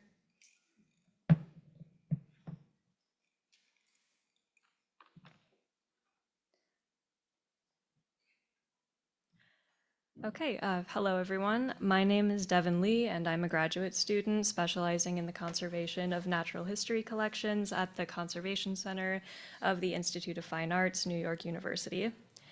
And I'm thrilled to be closing out the session today to share another messy and sort of harrowing taxidermy conservation treatment that I completed in New York at the American Museum of Natural History, AMNH, under the supervision of natural science conservator Julia Sobalski. So today I will be telling you about this Ovis canadensis, or bighorn sheep trophy mount. This shoulder mount was prepared in 1967 by the taxidermy shop of Jess Frost in Cody, Wyoming, and it has hung from a wall in the AMNH Department of Mammalogy since at least the 1990s. The mount was brought to the conservation lab for treatment because, as you can see around the base of the neck here, an apparent structural failure of the front and sides of the internal form or mannequin had caused the shoulder mount to sort of telescope inward upon itself.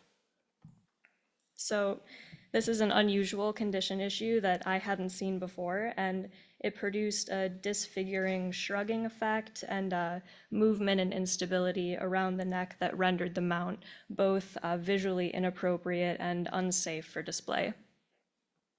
So the goals for this treatment were fairly standard. If this had been a research specimen, I would have been less focused on the cosmetic damage to the mount and more concerned with its chemical stability and accessibility for study and sampling. But because this is a trophy mount with some historical value, I was most concerned with restoring its anatomical accuracy, visual appearance, and ability to be safely displayed. But achieving these goals was a little less straightforward. Visual examination yielded little insight into the reason the mount had collapsed, as the exterior was actually in quite good condition. The skin and fur around the neck were deformed and creased, but otherwise completely intact. So in order to fully understand the condition of the mount, and indeed to do anything about it, I had to call upon some of the guiding foundational principles of my conservation training. Employ minimally interventive methods and materials when possible, retain and preserve original materials, and do no harm to the object. So the first thing I did was grab a hacksaw. In order to stabilize this mount, I needed to access the interior form, and that necessitated removing the backing board, shown here on the left.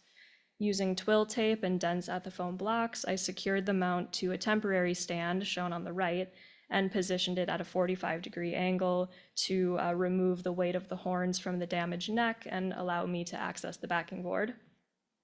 I used a magnet and blue tape to locate and mark each nail and staple that had been driven through the skin and form to affix the backing board to the mount originally. And I opted to cut through these nails rather than attempt to pull them out and risk tearing the skin or disturbing the brittle guard hairs of the bighorn sheep. So after cutting through 70 original nails and staples with an array of saw blades, I was able to remove the backing board, and the mystery of the shrugging ovis was solved immediately. So this bighorn sheep, aptly named for its very heavy horns, had been mounted on a completely hollow laminated paper form that had simply buckled under the weight of the mount.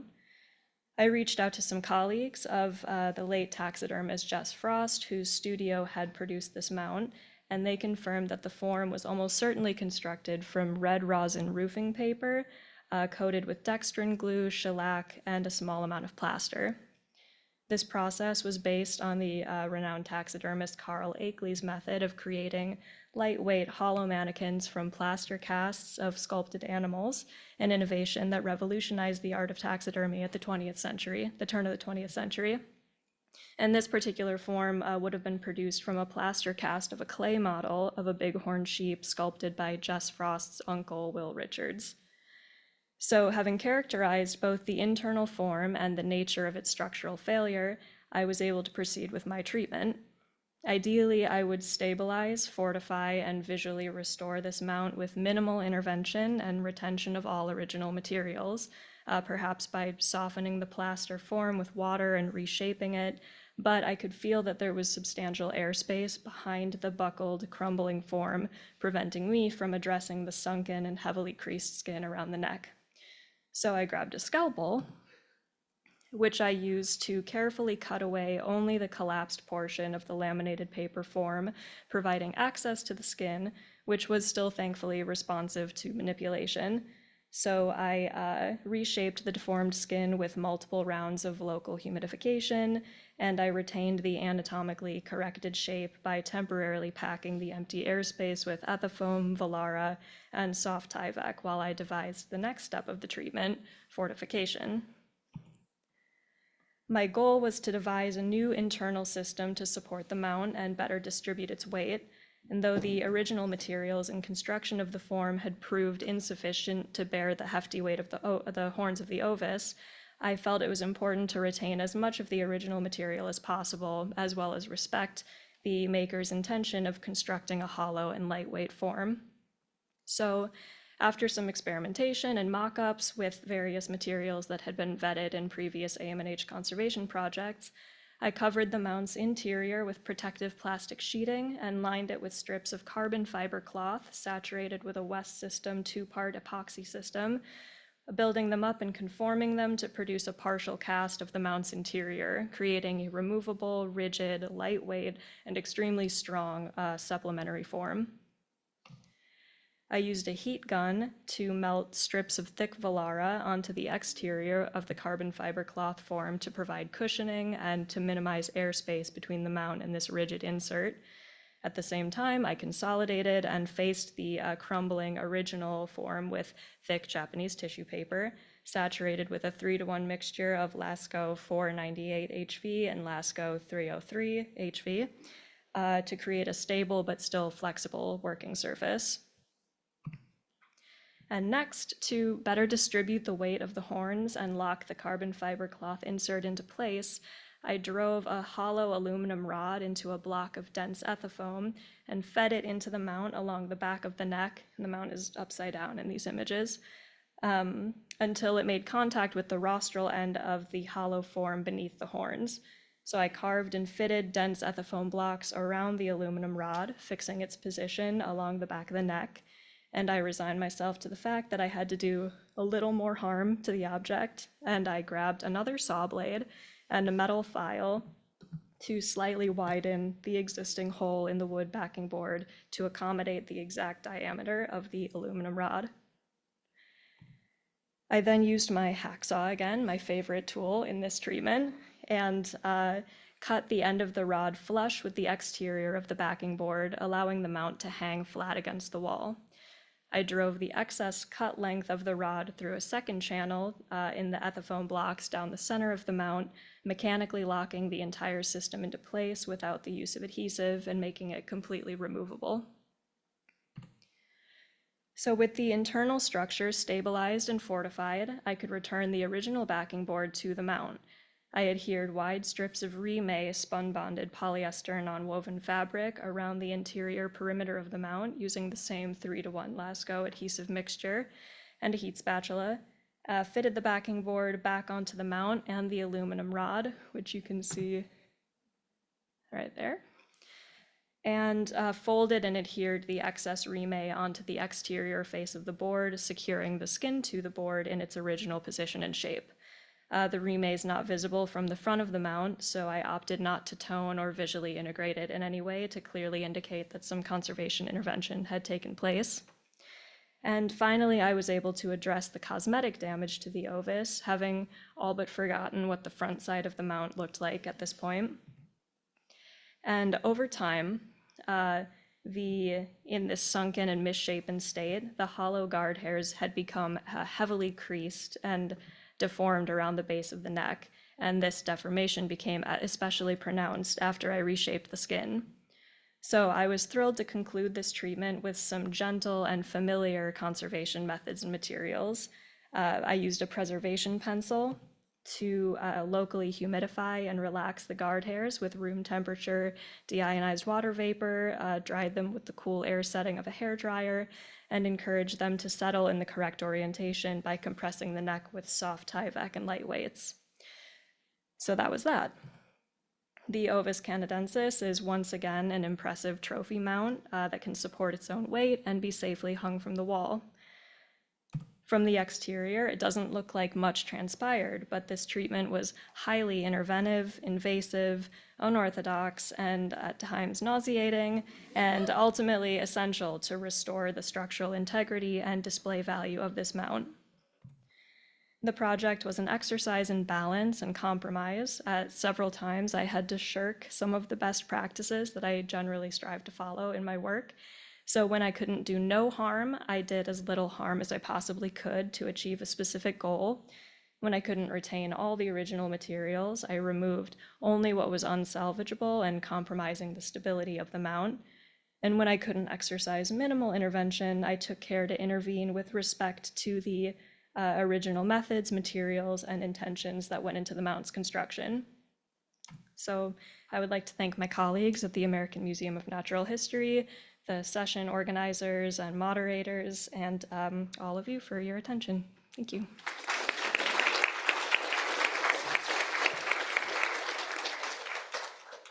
Thank you, Devon. I've got one question. At the start, or halfway through your talk, you mentioned a material called Velara, but I've not heard of that before. Could you tell us what that is? Oh, it is a very thin foam sheeting. That's it's used a lot for packing material or packing objects and supporting materials from beneath. It doesn't really have a texture, so it doesn't leave textured indentations on anything, and it's pretty adaptable. It's a nice material.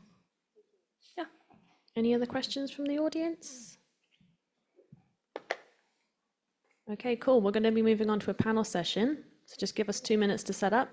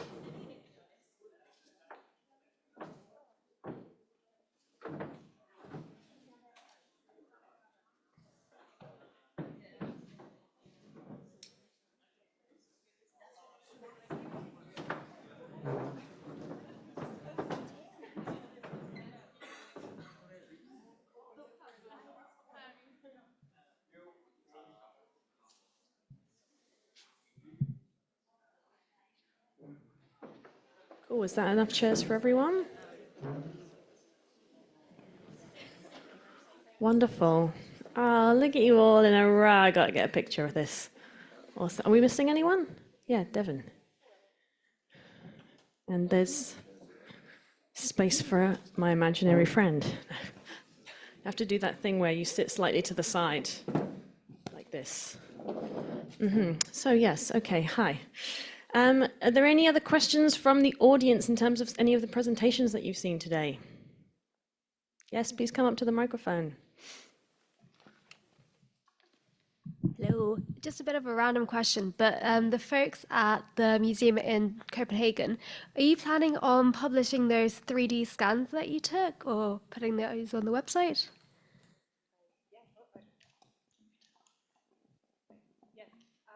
Is that better? Yeah. Yes, that's the plan. I don't think they are yet publicly available, but it should happen soon, hopefully. I think the digital team, they have a lot of plans with those scans. They really want them to get out there, but yeah, nothing has transpired for that yet. All engines on New Museum first. Yeah, please go ahead.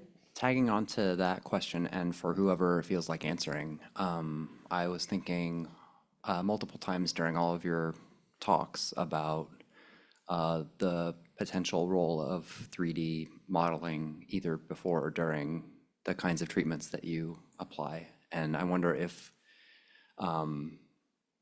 you see potential for that, or if it would be a time saver, or save you headaches and problems later, or just as a documentation tool. I wonder what's the state of your thinking about 3D generally as part of your work?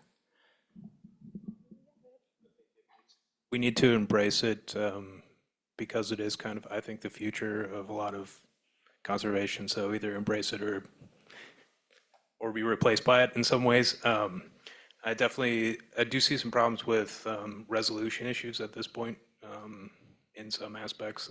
I'm especially having resolution issues with some of these smaller scaled reptiles that I'm scanning. So. I would like to add, though, however, a lot of the work that we do, and this was mentioned at the beginning, is very much related to exhibit work. And priorities are related to exhibit work, and unfortunately, that is related to deadlines. Yeah. And a lot of the work that we end up doing is constrained by deadlines with very teeny tiny teams, and not the expertise, not the tools that we need, and all of that. And so how I wish I would have been able to do more on this 17-foot gavial. Yes, the moment that the eye broke, I would have loved to remove all of that new eye and reconstruct the old eye. I would have loved to do all of that. I didn't have time. We were opening in 2 days. So I would have loved to scan. I would have loved to do all of that. But a lot of the work that we end up doing in conservation with the small teams, lucky if you have a conservator in a natural history institution, is the problem is the deadlines. Yeah, I think that for a lot of smaller museums too, that cost is an issue because a scanner is very expensive, and if you're doing photogrammetry, then that's a matter of thousands of pictures that you need time to process as well. Store. Yeah. Yeah. I don't want to gloat about what we have at the Natural History Museum, but we're very lucky. We have a 3D scanner, we have a 3D printing department almost. And just to kind of offer a kind of quick and dirty option that we actually could complete for exhibitions, we use 3D scanning of some of our orc egg collection, and then used a 3D print to do the mount making. So we could avoid kind of risking a very valuable specimen to do the initial work of the mounting process, and then we could check that to the original object. So it was actually a wonderful way to make use of the skills we have in the museum and the technology we have at the museum, while also kind of working to those incredibly tight exhibition deadlines. A question about condition assessments, and it's twofold. One is, as you all do your investigations and you're able to discern and articulate the treatments and the materials used in the past, how do you approach the documentation of that? Is that part of one record that you attach, or do you separate and distinguish it? That's the first one. And then the second one relates to exhibitions. How do you think we can improve the involvement of conservation teams when it comes to assessing the stability of objects before they're moved, in terms of supports and mitigating damage that might happen when you're taking things off display, wherever they may be going, labs, collections, off-site storage?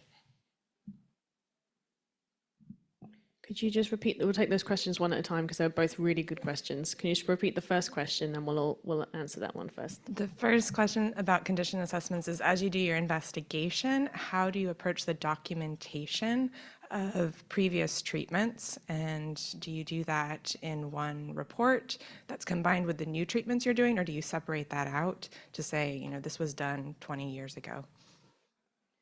For us, at least, we don't have records of anything that was done previously. So if we see something in my experience, if I see a material on an object that I know isn't part of the original object, and I can also identify most materials pretty easily in terms of how, whether it's a plastic or a fill of some material. I'll just record that in the new condition assessment. Yeah. Yeah, so as part of a conservation report and the condition report, we have a line and a checkbox, which is if there is evidence of any previous treatments.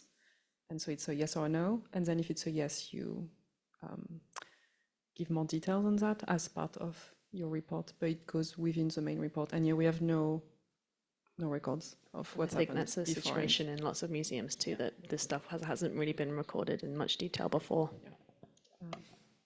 Yeah, and in some cases, the previous conservation interventions or restorations become condition issues because old fills discolor and darken or crumble and fall apart. So it's usually, yeah, it's a subsection of the condition section of the overall object report. A conservation report will have an object or specimen description where you include the dimensions and what you know about the maker and materials, and then a second section for condition issues that you observed before treatment, and then what you did, what you proposed, who approved the treatment, what you did to the specimen, and where your documentation, images, and things can be found.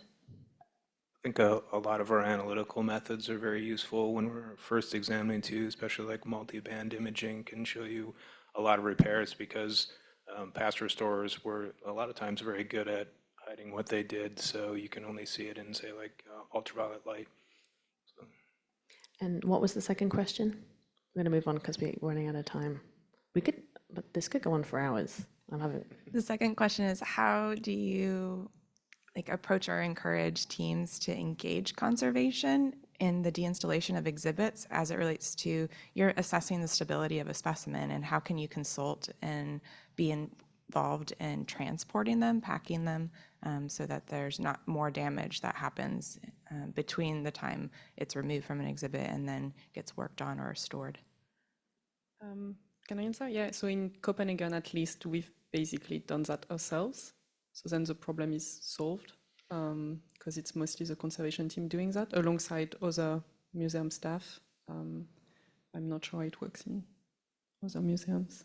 Well, I was going to say, so at the NHM, I think the best thing is just to get conservation in as early as possible in any project, in any exhibition project or deinstall.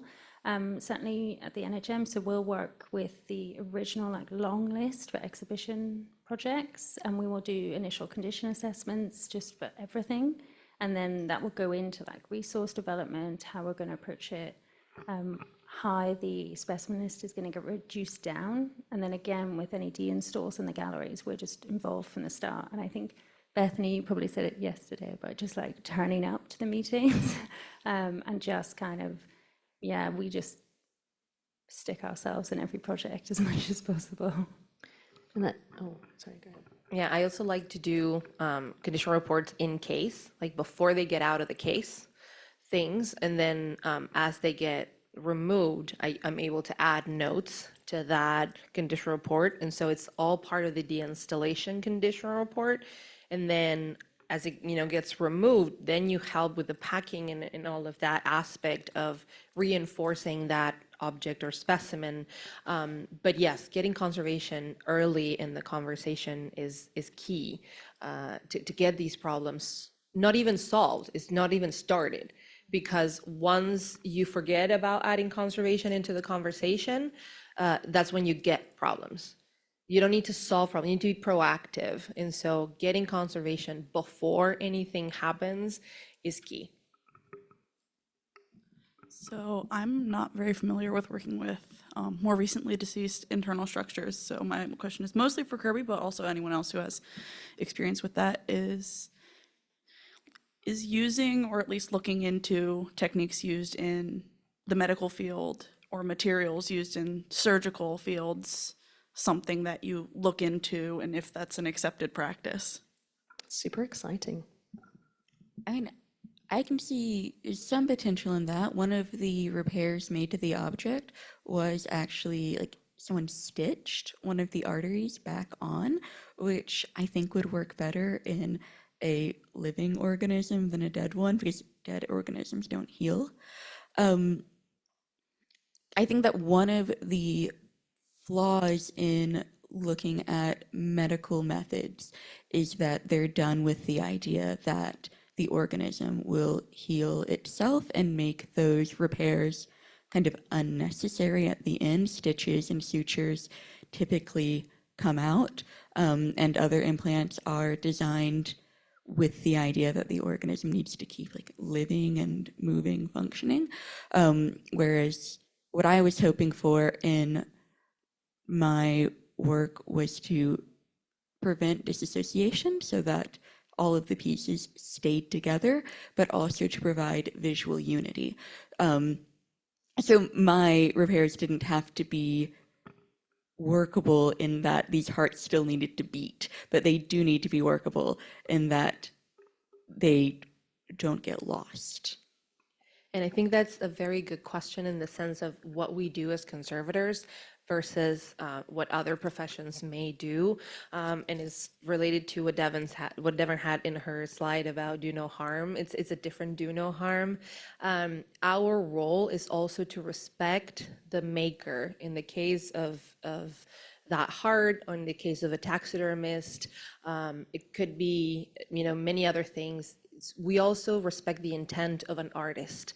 So we cannot go and make a stitch ourselves because it would be similar to what other people would do in the medical field or etc.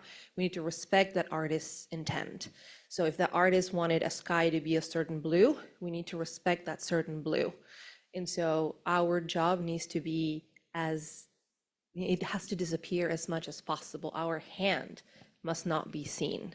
The hand that must be seen is the hand of that maker. And so we just have to disappear in the shadows. And on that note of disappearing into the shadows, my question for the panel is that, so I'm really happy to see that actually in the 14 years I've been involved in spinach, that more and more museums are starting to hire their own conservators on staff. Honestly, 14 years ago, there was like 3 people, and now there's a whole panel of people. It's amazing to see. But my question for you is, how can we really advocate for museums to hire more conservators and have them as permanent members of staff?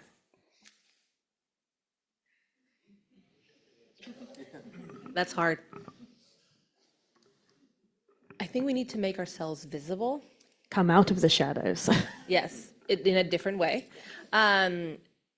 Visible in the sense of also just get out of the making our profession a mystery in a way. Share what we do, share the importance of what we do, but not from an ivory tower. We are one of you, we're just a normal person that at the end of the day goes home and has a dog or a cat or is just a normal human being. We're not this elevated, human being that is like important and blah, blah, blah. And also at the same time, we have a lot of value that we can add. And our value also saves a lot of money to the people who are making decisions. And so they need to understand that by spending not that much money, because I have seen a lot of memes out there about how expensive conservators are, or like how much money conservators make. And I'm like, huh? Where? Tell me where. And that's not true. And so if you spend the money in hiring a conservator, the amount of money that you're spending is actually much, much smaller than what you end up having to spend at the end of the day for all the redesigns and all the whatevers that you end up having to do with the contracts and the this and the that because you messed up. And so actually spending the money first, even if, as you were saying, Bethany, in a consultant capacity, you don't have to necessarily hire a conservator always. If you have a small institution, then you don't need that. If you have a project in particular that you may need a conservator for something in particular, that's great. You can do that. There's a lot of conservators in private practice that can do that type of work. And so doing that will save you money in the long run. And so that is something that people need to understand as well. Having an on-staff conservator for a long period of time can actually be cheaper than hiring a short-term private conservator for 1 or 2 jobs too. So it depends on the institution and the size of the institution. Yeah. A question? Yes. First, thank you all for that, and thank you for that question too, because that slightly ties in. In a museum, we don't have a conservator, would love one. This is specifically for the cellulose and nitrate. How, if we don't have a conservator and maybe don't know who to talk to be like, hey, do this sweet X-ray or spectrometry or whatever, how do we find out about like the cellulose nitrate in our collections? What is it that you'd like to find out about it? I just want to know if I'm a herpetology. I mean, there are. Dan's going to come to your institution as a Please do. volunteer, Oh my God. and he will do an assessment for you. But that is what spinach is for. We're all part of the Spinach Conservation Committee, and yeah, I mean, we can maybe find a way to be more accessible as a group to the wider community. If there's a way of transferring knowledge, maybe some way online, or creating a different type of network. There's a fairly cheap microchemical tests that you can do in a controlled environment because it is, flammable. So I think you two need to chat. And my last question is for everyone watching today. So as part of the Spinach Conservation Committee, are there any areas of collections care conservation that you are really keen to learn about that we could potentially do a symposium about in next year at the conference?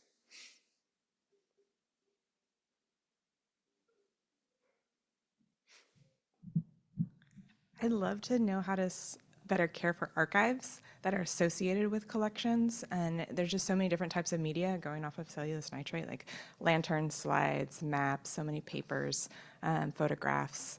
Like, that's beyond my expertise. That'd be lovely. Thank you for that. Thanks.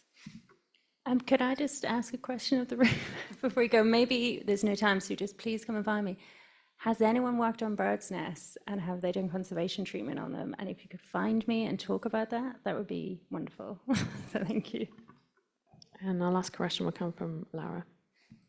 So for another conference, what I would like to hear is anything about wet collections, any kind of work. Yeah, that would be, really. November. Oh yeah. There is a conference in Switzerland in a couple of months about fluid collections. Did you hear it? Yeah. November. Yeah, but that's a really, we could have a fluid specialized session. I think that's a really good idea as well. Great. Thank you, everyone. Thank you to the panel. Thank you.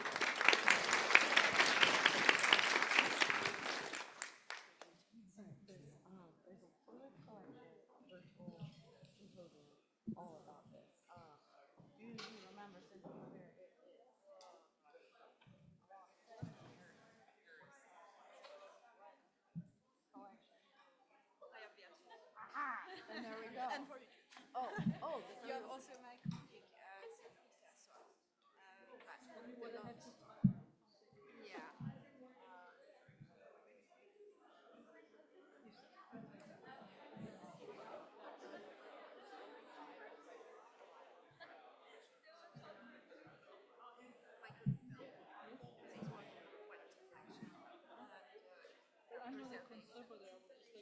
Do you guys have a conservator not books on it published, and she organized a conference in Paris a few years ago, or was 2018, I think.